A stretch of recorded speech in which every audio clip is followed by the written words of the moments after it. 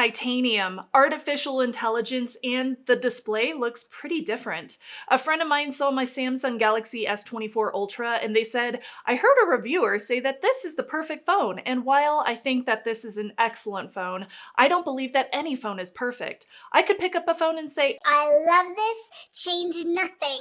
But you might pick it up and say, oh, this is too big for me, or I hate flat displays. Our use cases differ significantly, and because of that, I have never said a phone is perfect. But the S24 Ultra is one of the best phones I've tried. Still has some drawbacks, but it is one of the best. Now you may have noticed that I am currently wearing a heart monitor. It's called an event monitor. It's actually kind of techy and kind of cool, but I am wearing this to figure out a few things that I have dealt with for the entirety of my adult life. Don't worry, I'm not dying, everything is okay. But you will probably see this on me from time to time over the next 30 days or so. It is a tech gadget, so should I do like a review video about the heart monitor? I mean, hey, it might pay for the insurance bill, so there is that. But don't worry, I am okay. So this device starts at $1299.99 MSRP with 3 different storage size options, all with 12 gigs of RAM. Samsung offers some excellent trade-in values, some of the best on the market, along with really fast shipping in my experience. So I have included my affiliate link down below if you're interested in purchasing one, which does support the channel. Samsung sent over this loaner for my videos, and I also purchased one for personal use. They do have some exclusive color options, up to 7 different ones to choose from. So if you are like me and you like to have aesthetic choices, then Samsung is the best place to buy. The dark violet color is a little bit too dark for me, and I would prefer a lighter purple like the previous S23 Ultra colorway. There is a comparison on my channel of the 2 different phones in case you're interested. I have the titanium gray and the titanium violet in hand. Unfortunately, the IMEI is still plastered on the casing of the normal consumer models, so I have covered mine with a sticker for privacy and to prevent cloning. If you are familiar with Galaxy Ultra series phones or older Notes, this one feels very similar. It has a familiar size and weight with beautiful rectangular corners and edges. It feels really good to hold if you are used to that kind of size. The S24 Ultra is the first from Samsung built with a titanium frame. I am digging the matte surfaces, which don't show scratches or fingerprints as much, and this design is supposed to be more durable. Now time will tell, and I do drop my phone plenty, and so far I have not scratched it up. The rear is Gorilla Glass, and it does pick up some fingerprints, which is a lot more prominent on the lighter colorways. But to protect it, I am really excited to finally be able to check out some new phone cases from Berga, who is also sponsoring this video. Now, I take my phone on hikes into the mountains and to concerts where I drop this thing on concrete floors quite often. I have had Berga cases on my wish list for a long time, so I am so glad that I get to test them in my own real life scenarios.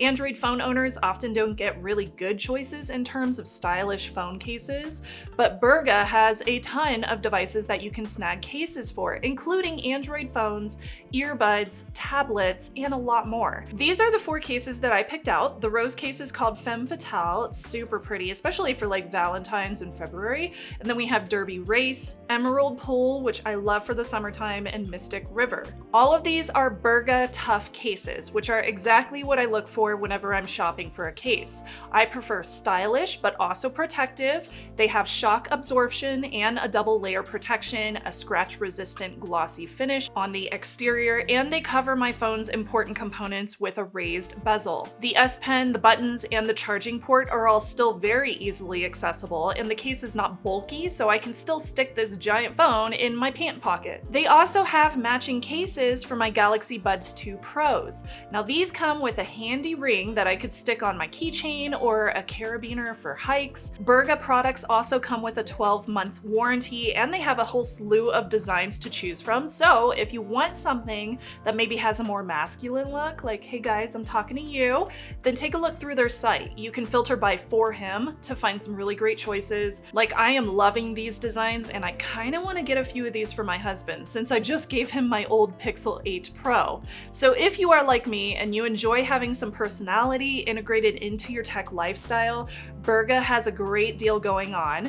You can get 4 cases and only pay for 2 of those. Plus, when you use my link, you will also get 15% off. I love stacking deals, and this is a great one. So huge thank you to Berga for sponsoring this video and for keeping my Samsung Galaxy S24 Ultra well protected and looking stylish. Now, speaking of protection, we have IP60 water and dust resistance included, as well as higher end support for Wi-Fi 7, Bluetooth 5.3, and connectability such as NFC and ultra wideband. This also supports Samsung DeX.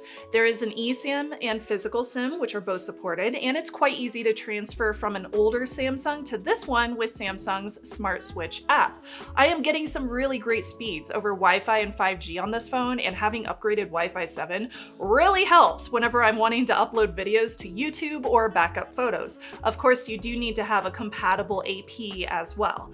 It also totally wins in terms of performance. With Qualcomm Snapdragon 8 Gen 3 chipset, I am getting really great rendering speeds out of my 4K video edits, and I am able to download updates and play my new obsession, Genshin Impact. This is your fault, viewers. Y'all told me to download this game and now I can't stop, so I'm having a lot of fun with it. I am having a great time. No freezing whenever I'm multitasking or switching between apps. Gaming is very smooth, and it sounds great from the stereo speakers. And this is after a month of using this phone. It's just overall a really great, powerful experience, and I do have the 3D Mark test to back that up, and it gets great scores in all of those tests as well. Now, I have shown you the display. You are probably curious about why I said it looks different. It's the same size as previous, really similar specs, but with a very high 2600 nits peak brightness, and this is very useful whenever we've got those bright sunny snow days here in Colorado.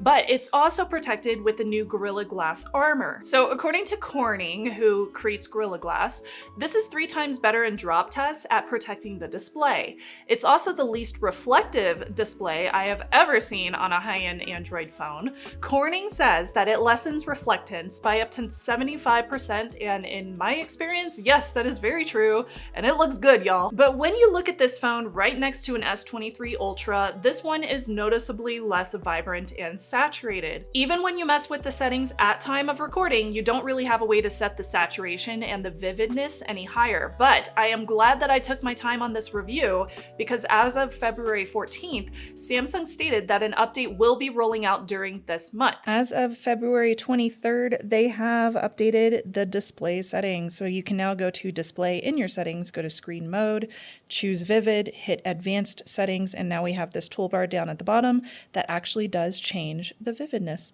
So if I go mid or to the very bottom, you can tell that we have a bit of a vividness change in that cute little image, especially in the reds. Yay! From Samsung, quote, "Based on your feedback, through an upcoming update, we aim to provide enhanced options and experiences across the device display and camera enabled by advanced hardware and software integration efforts." Now, I do think that this is the right move because a lot of folks, myself included, love to have those saturated, vibrant displays that Samsung is really known for. One noticeable change that I experienced, I don't know if anybody else has noticed this, but I definitely did, is the always-on display. It shows your wallpaper at a very dimmed brightness level now. This is pretty obvious in a very, very dark setting, like a pitch black room, so I disabled always on display during my normal sleep patterns. The new screen is flat, it's very nice, and that does make it easier for me to use my S Pen at the corners. It's also an LTPO AMOLED display, so you can go from 120 Hz down to a super low refresh rate to conserve battery. I am a big fan of the vanilla Android experience that you get on Pixel phones, but Samsung has made some quality improvements to the UI on this newest model. So for example, some of your settings have moved around, like the privacy and security settings menu is easier to navigate now, and all of your new AI settings are under one menu, so it's really simple to go in there and customize them however you prefer.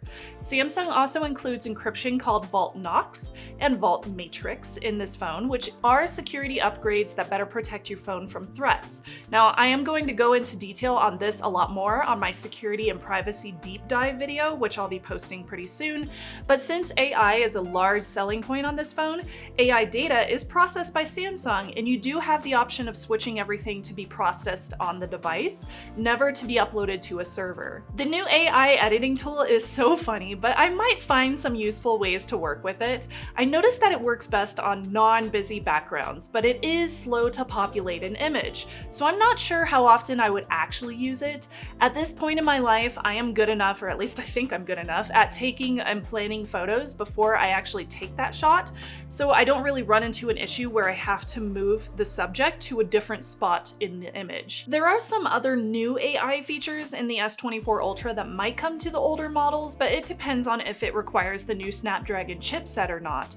Now that includes a live translate while on a call. Browsing Assist in the Samsung browser can summarize and translate. Circle to search is pretty dope, and as a vintage toy collector, I'm gonna use this all the time for old Sailor Moon toys. I have already used Circle to search to find the names of some older toys that I want to add to my collection because yes, I am a proud weeb, so I do think that this is going to be a huge time saver. I also love Chat Translate, which only works with Samsung's keyboard. It's pretty cool though. I was DMing my friend Kentaro, who is Japanese. While I know some Japanese, I'm definitely not fluent, so this was really helpful, but you cannot depend on it for those non-Romance languages. For example, he sent me this DM that says, "Watashi no imoto wa ikura ga suki desu." So ikura means salmon roe when it's by itself, or ikura desu ka means how much. Japanese is very context heavy, and often auto translations lose that context, so they give you the wrong information.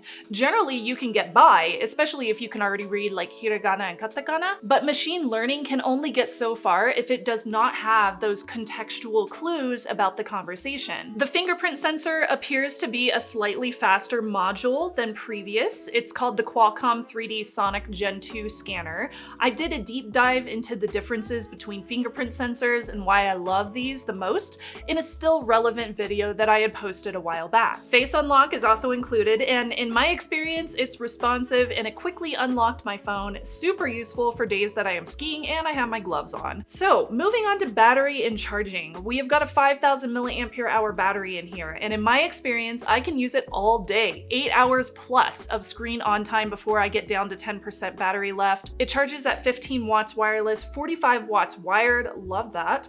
Really quick charging with compatible chargers, and you can reverse wireless charge other devices. And then we have the new camera cluster here on the back. Now here's the specs on screen. The top one is the ultra wide, the middle is your main lens, and the bottom one is your 5x optical zoom and 10x optical quality zoom. The small one, which is found under the LED, is the 3x optical zoom. So the zoom has improved. For example, here's a photo of this random hill in Colorado with snow all over it.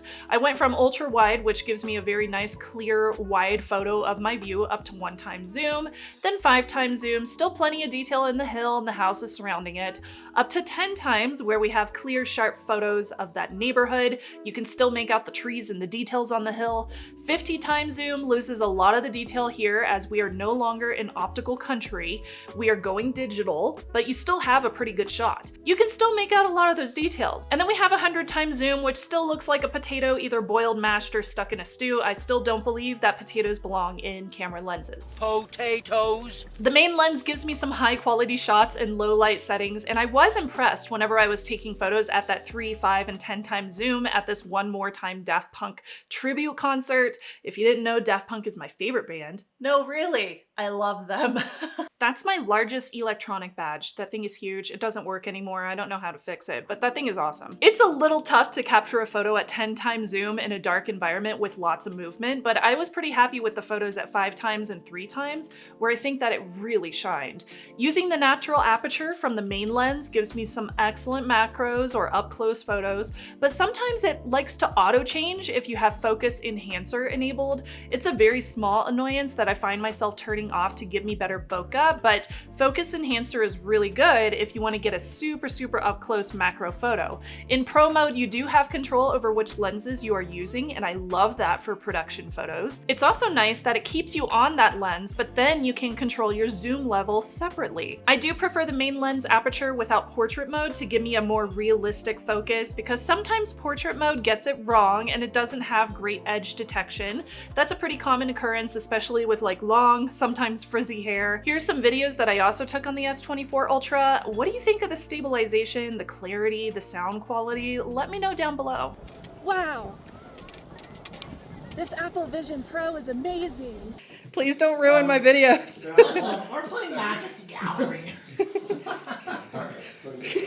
I'm gonna play my Ariana the Charmed Apple. No way. Recording a video? Shannon, What? I do not approve of this video. Oh, well, you already signed a waiver. I don't approve. When you walk inside the house of a YouTuber, you pretty much wave all that.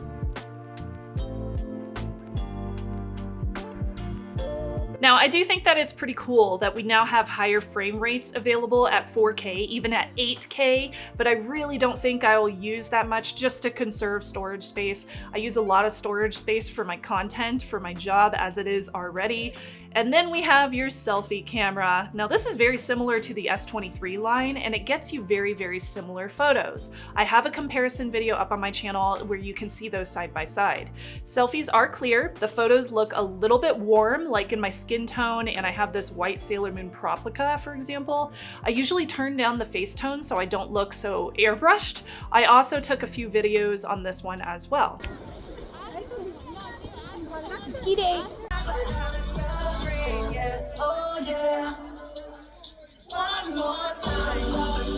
Now I am very satisfied with this new phone. My first true Android was a Note 4, and as far as flagships go, Samsung has consistently given us quality devices. I repeat my first finding, it is not perfect and there are some minor things that I would change. I also think a lot of folks might be put off by the AI integrations, especially for privacy, but you can disable these and turn off a lot of those settings to enhance your security and privacy while having the conveniences of an Android phone that is updated to 2024 standards. Given that it will be updated for 7 years as well via software updates, and it's built with high-end hardware and durability in mind, this could be a great option if you want something that could potentially last you many years. Thank you so much for watching. Bye, y'all. Ah! It's fine, it's fine. It's in a burger case. Courting snares.